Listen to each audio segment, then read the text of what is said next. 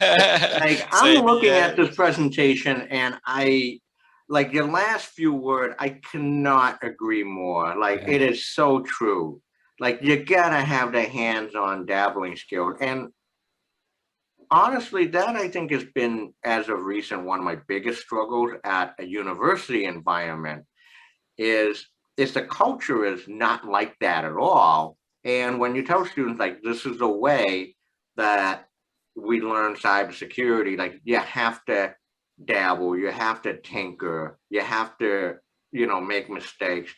And they don't get that yet. They Uh-huh. just don't get that. Uh-huh. Sure. Again, remember what Kai Rower's presentation about culture, right? It's all about culture, man. So it's just the way things are. But Tyrone, that was really, really cool. I appreciate Sure. it, buddy. Thank you so much for having me. All right, buddy. We'll Yeah, talk All right. later. Have a great day. All right, man. Hey, so we made it to the last presentation. Mr. Ming Chow, finally able to host you in one of the Tactical Edge events. It took a lot of time. All of it was my fault. So I'm very happy that you're here with us. Your presentation is about? Well, it's a good segue from Tyrone's into this one because I think so. It's on, a lot of lessons that we haven't learned for a very long time. Yes. And yeah.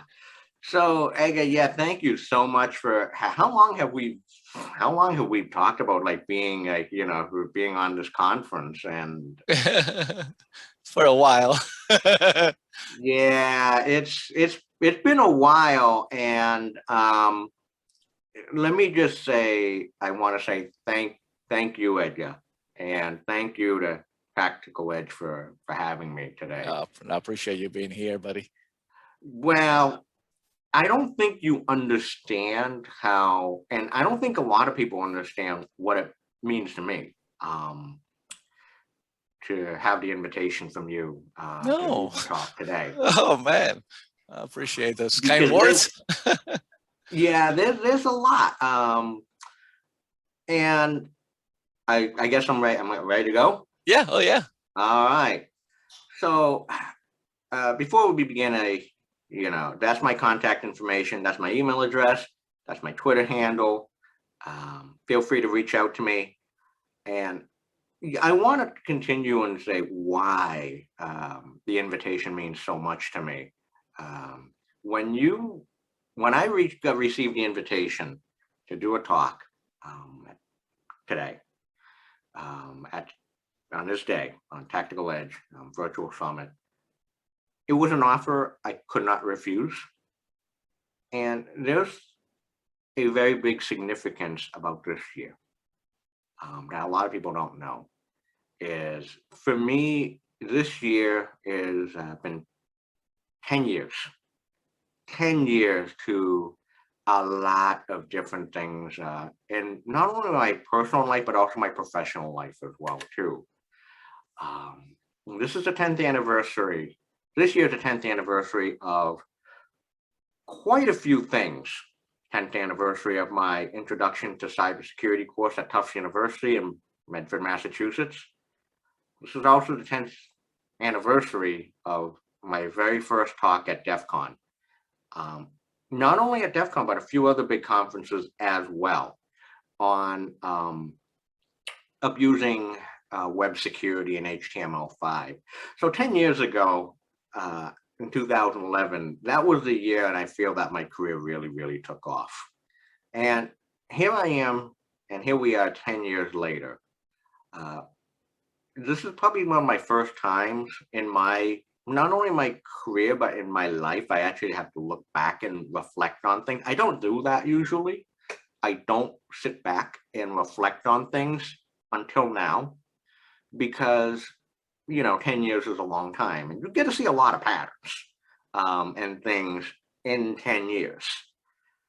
So that's the significance of this talk and this presentation. And again, thank you so much, Dega. Thank you to Tactical Edge for having me.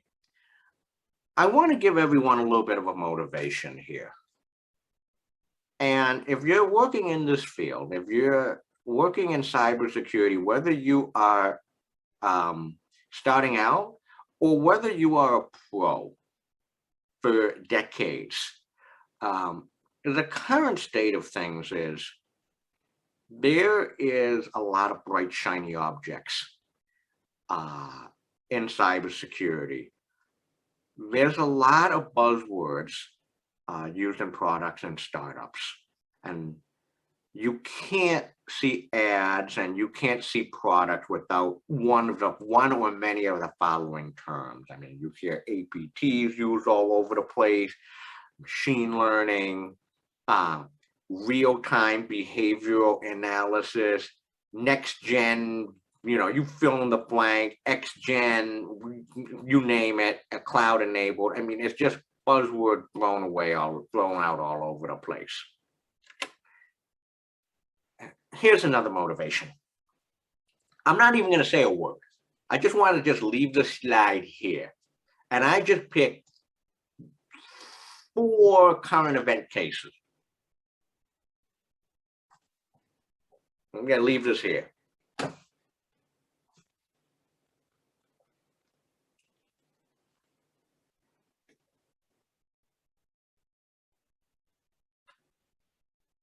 That was from this morning, correct? Huh? I said that was from this morning, correct?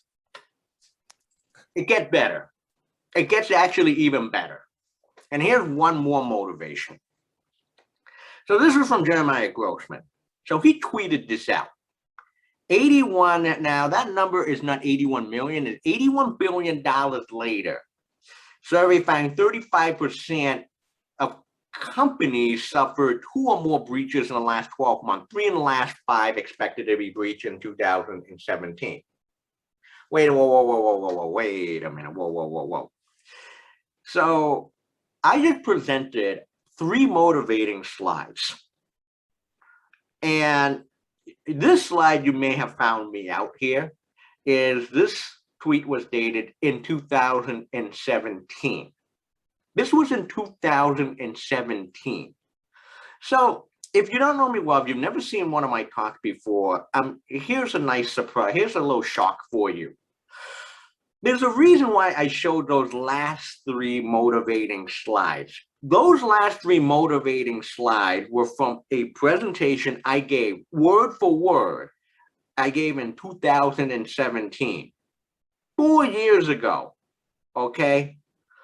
The gist of this, I could give that same exact talk from 2017 right now here at Tactical Edge without any changes and fully get away with it. I mean, I'm not going to do that. I mean, that's just completely wrong to like reuse a talk from 4 years ago for today. I mean, that's completely wrong. I mean, yeah, we recycle talks, but it's really wrong to recycle a talk from 4 years ago. But I could probably really could get away with that. And I didn't want to do that because I want to use this time to do a reflection of how things are and how much we have progressed or lack thereof, okay? In 2013, it was at the Source Conference in Boston. I first saw this. There was a presentation given by Veracode. And the title of the presentation I absolutely love was called, "We See the Future, and It's Not Pretty." And on the right, you see, this was a concluding slide on key findings and predictions. Average CISO tenure continues to decline. The rise of everyday hackers. Decreased job satisfaction, high turnover for security professionals. Default encryption, not often, will become the norm. This was in 2013. And I told Chris White Software, you know what, you can give the same exact talk that you gave in 2013. And you can get away with it. And sure enough, the predictions, as you see on the slide, are absolutely spot on. Now, I told Chris this, and he said, and no comments. Let's say that, no comments.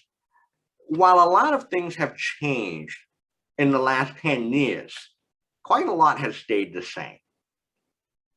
And especially if you're new or you're starting out in cybersecurity, these are the trends that you will see over and over again.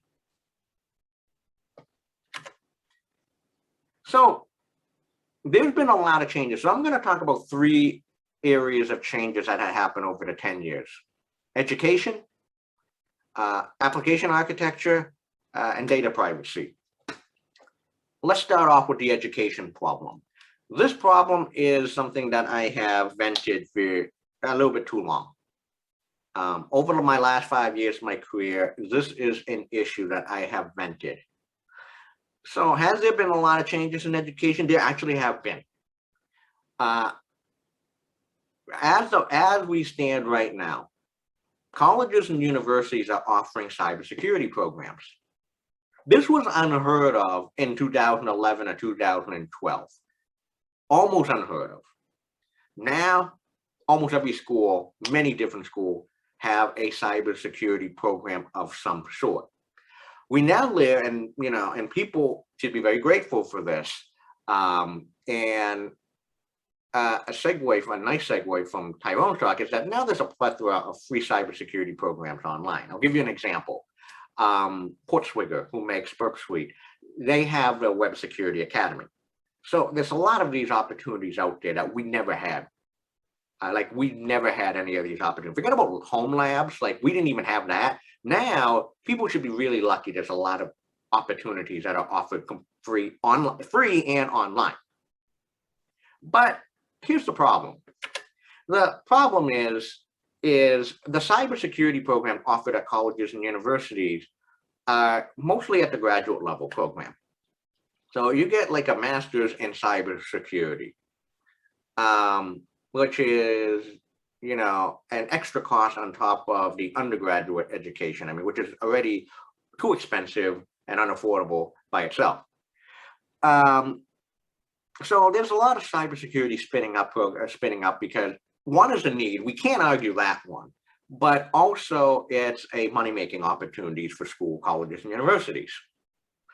But it doesn't solve the biggest problem of them all, which is at the young and undergrad, the young level.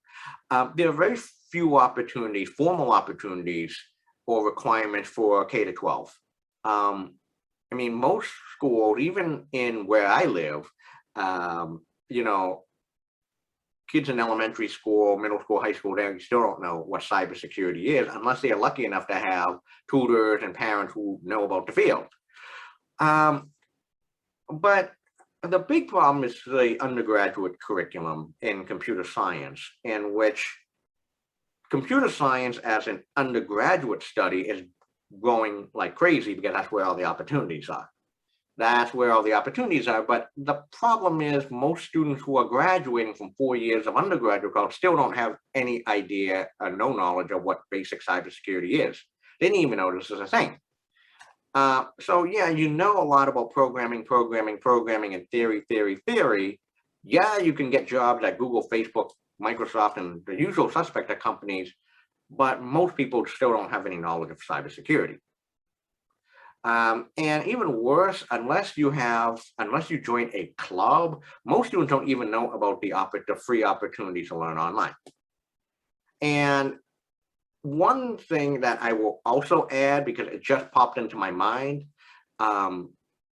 every year for the last 6, 7 countless years, once, at least a couple times a month, I get an email from a student saying, I want to learn more about cybersecurity. Where do I begin? I repeat, each and every month I get emails from students, even during the summertime. They ask me, I want to learn more about cybersecurity, but I don't know where to begin. That has been a consistent pattern for the last so many years. Let that sink in. Well, let's talk about application architecture, another big area of change.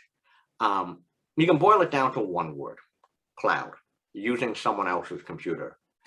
Back in the days, if you want to spin up a web application, if you want to build a web app, or an enterprise grade, you had to have your server, you had to pay for server software. You have to also maintain servers, the hardware as well too. If you're lucky enough, you can fork up a lot of money and use things like rack space and have your own server rack. These days, don't even need that. It was really shocking before the pandemic. I went to an incubator here in where I live, and startups could rent out server spaces. 2009, all filled up. Now they gutted that out. They're gutting that out. They're actually doing construction right now, taking all those racks out because it's no longer necessary. Boils down to one word: cloud. It's a lot cheaper. You don't have to maintain your own servers. You don't have to maintain your own hardware. Pay a fortune. None of that anymore. In other words, you're just using someone else's computer and just rent it out for the cheap. The pandemic also expedited that. However, the problem with application architecture is, despite the fact that you're renting out servers and all that stuff, people are making the same mistakes from decades ago. And back when I started learning about cybersecurity in 2006, the big issue was like open FTP servers. Now it's gotten a lot worse and mega worse, because we're talking countless amounts of data. We don't have open FTP servers. Yeah, that still exists these days, but the bigger problem are things like open AWS S3 buckets, Elasticsearch instances. Don't even get me started on MongoDB. And we just have data leaking all over the place. Insert your favorite service here. One of my favorites, of course, remote desktop. How many systems out there how many systems on the internet have remote desktop completely open to the world? You do a search on Shodan, it's sad, and of course, it's a catalyst for what we now know as a ransomware problem. I've been there.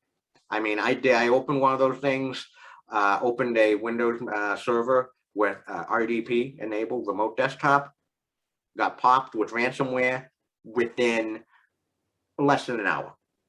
I even have the photographic proof of it on my Twitter account. Talk about data privacy. The last 10 years, there's been a lot of work on data privacy at the national United States and the international level. So without getting into too much detail, the United States, plethora alphabet soup of data privacy laws at all levels, federal and state.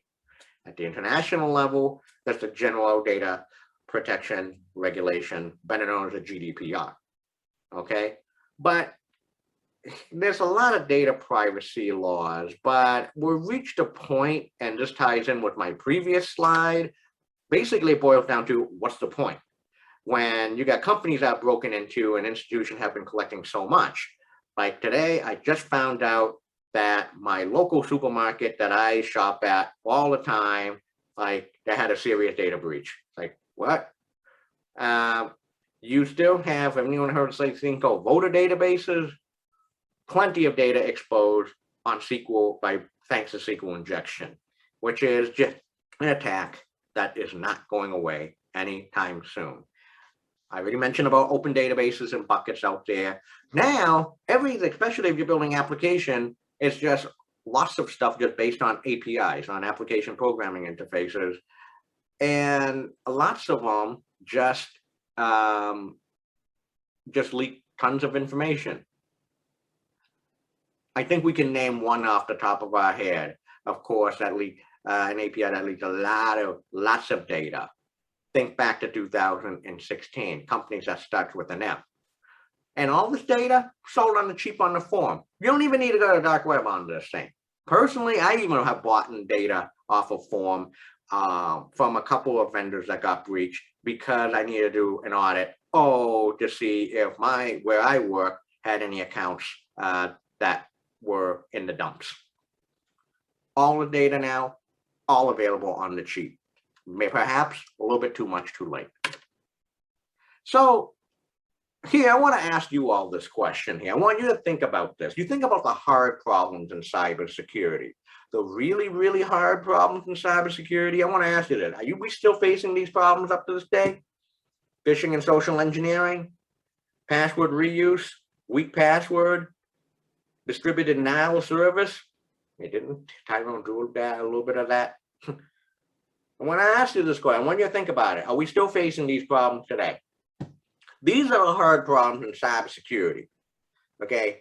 Yeah, people like to dream up and look at all the exotic stuff, but these are the problems that are still going on, that are not going away, and what's being used just attack anything that we have these days. These are the hard problems, these four.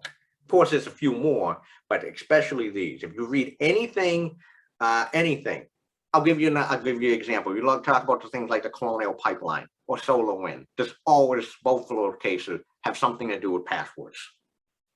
And it's funny, I think about this right now, and Edgar said, you know, those list of the 4 news articles I listed, like an earlier slide, were they from this morning? Sadly, we've reached a point where we just think that's normal. But I can't do a presentation without talking about, okay, where do we go from here and what do we do? Like, how are we going to solve these problems? Oh, before I actually begin, if there's one thing that has certainly changed, now we've reached a point where it's impossible to read a news article on cybersecurity without talking about infrastructure being attacked. Oh, in certain countries being named. So if there's one big thing that has certainly happened, and for better or worse, is cybersecurity is on the front page of the news, and it's a full-blown international crisis now. That has certainly changed big time as of recent. So what do we do from that? What we're gonna do? Look, I'll say a few things about where do we go from here and possible solutions. Generally speaking, there's a lot of things that have gone wrong, as one of my previous slides mentioned about password and password reuse. The immediate thing is things like multi-factor authentication, password managers, and basic input sanitization. Those are extremely effective.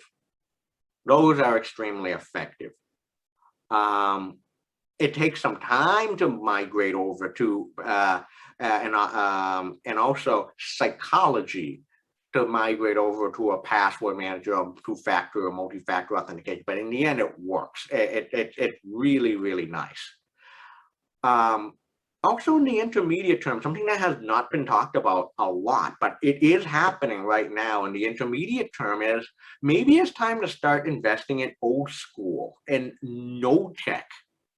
It's a little bit of a radical idea, but it's not that radical. I'll give you a really good example.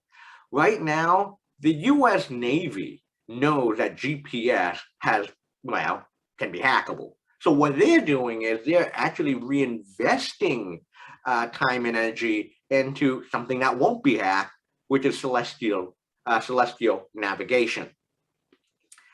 I'll say this, like this long-term solution, and they're not easy, is investing in cybersecurity education. And that means investing in education early on. I mean, if there's a reason why the certain countries that you hear are attacking, okay, are so good at their craft, it's because of the education starts early and often. You get a broad education at like the age of like 7, okay? Long-term investment now, look, you now can't ignore government and policy. I mean, now cybersecurity is not just a technical issue. Has really transcended into government, legislation, and policy. That's absolutely not, that's not going to go away now. Okay, cybersecurity is now deeply entrenched into policy. Make sure that you communicate with non-technical folks. That's an investment. I know, I personally know, that pays off big time eventually. Sadly, the last resort is going to be the heavy hand of legislation. And when that happens, it means that we've failed somehow and somewhere. Okay. But for now, I'll say this. I'll say these concluding thoughts for now and for the future. Without even, if you don't have any solution, let's assume that the easiest thing to do is the easiest thing by far and away to do is just laissez-faire, like don't even do a thing. We don't invest in any other solutions and just business as usual. Assume that case, which is extremely easy to do. Crime will continue to pay and to pay well. In 2007, I used to work with law enforcement, and the FBI said in 2007, crime does pay. And here we are in the year 2021, and crime does pay and pay quite well. See ransomware. Look, we're still going to be talking about the cybersecurity skill shortage problem. And in fact, it's just such baffling. It's just such a, it's baffling, and it's just like stultifying. It's like, I have collected for each and every year for the last 10 years, again, 10 years, on how each and every year we always talk about a cybersecurity skill shortage. And in fact, I've been putting together a dossier of how long we've been playing this game for. And I have found that each and every year from 2011 to today, up to 2021, I post an article on one article. All I need is one article that mentioned about the cybersecurity skill shortage.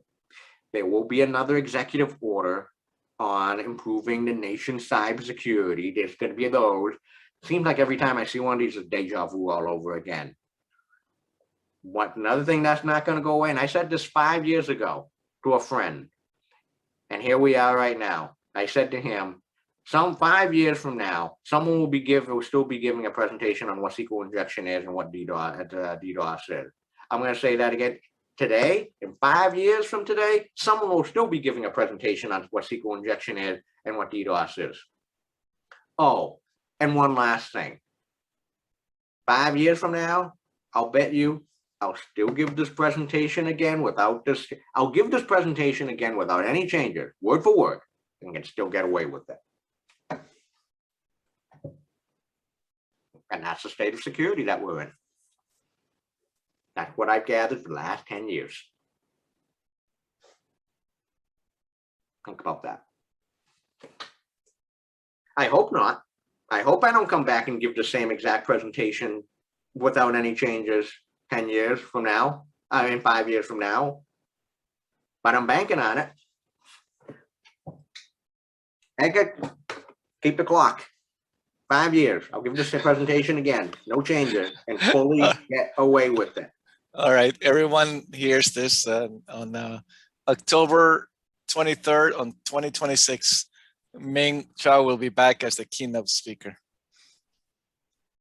Definitely. I will. That is an invitation I will absolutely accept. I mean, I'll accept it right now, 5 years in advance. Already booked, my friend. Already booked. Hey, a couple of things here. So, an executive order on improving the nation's cybersecurity. There was an announcement, I think it was today or sometime this week, about the new White House cyber czar. Have you read about that? Senate confirms Chris Inglis as first White House cyber czar. Yes. So it's moving in that direction with your prediction about another executive order. Regarding your the thing about shortage, Helen Patton, CISO Helen, fantastic professional. She quoted this this morning. One way to close the cybersecurity employee shortage is to hire for potential, not experience. Change your job requirements and interview protocols accordingly. I mean, the thing about the shortage is it's what everyone in the industry is, right? And we hear it on Twitter, on Facebook, on LinkedIn all the time. I want to switch from this career to this career to InfoSec, but I can't find a job because they want 3 years experience for an entry level. And so I mean, I'm already tired of listening to that shortage thing. I don't think that it's true. I just think that I have a lot of strong feelings on this one. And in fact, I know I'm with you. I'll go a step further. I actually maintain, I repeat, you won't believe this, but some of you may know, or I don't know, but I'll let people know now. I maintain a hall of shame. yes. I maintain a hall of shame of job postings, especially in the tech industry. I haven't updated it for a long time, but it's a culture. Well, one problem is a cultural problem. And one of the culture problems, not in cybersecurity, but in more globally in technology and in tech is, and I tell this to students, is whether it's a full-time opportunity or an internship, they want you to have the skills and the experience before you were born. That is the MO of the tech industry. Yes. Yes, and I forgot one of the presenters today spoke about bias. I think Dave Lewis touched on AI and bias. Well, we know a lot of the hiring companies are using AI to review, to go through all of the resumes, and they put the bias in there. What you're saying, right? It's they look for certain keywords that entry-level people are not going to have it. It's impossible. Keywords. And also look at other biases as well too, such as color that's used. If you use like certain colors, you know, you can actually predict things like gender and right there. I mean, right there. If you actually, and also in some cultures, international, they post pictures on resumes. Oh yes, yes. In Latin America, they do that. I was so surprised when I saw the first one. I was like, why will they do that? Why do they require pictures? I know, but it's, and anyway, you know, we cannot change culture. Kai Rower said that we have to learn and work within the cultural barriers, and that's all part of this. But I also want to bring one thing up on this. I'm wondering, because of the pandemic, and I'm also wondering because of one of the things that we learned, of course, everyone still talks about is work from home now. It's remote work. I think that's becoming, I think we can all say that has become a thing. If it wasn't on anyone's radar, it's now a thing because of the pandemic. My question is, and I don't have the great answer, I want to know, I think we want to know if the move to remote work will actually help solve these problems and biases. Interesting. Because as you know, on the internet, no one knows if you're a cat or a dog. Exactly. Unless we have this together, or, you know, unless you're the lawyer that presses the piglet or cat face on it. So, but anyway, Ming, thank you so much. This was it's sobering. I'll tell you that. I know that when you asked the question at the end, it was silence because we're remote. But, you know, I was quiet here, and I'm pretty sure everybody else that's watching or will be watching this will also be quiet, you know, when they hear that statement, because it's sobering. I mean, it's pretty sad and disheartening, right? But we got to keep on fighting and keep giving the fight and keep working. So, Ming, thank you so much, buddy. I appreciate Always a pleasure. time here.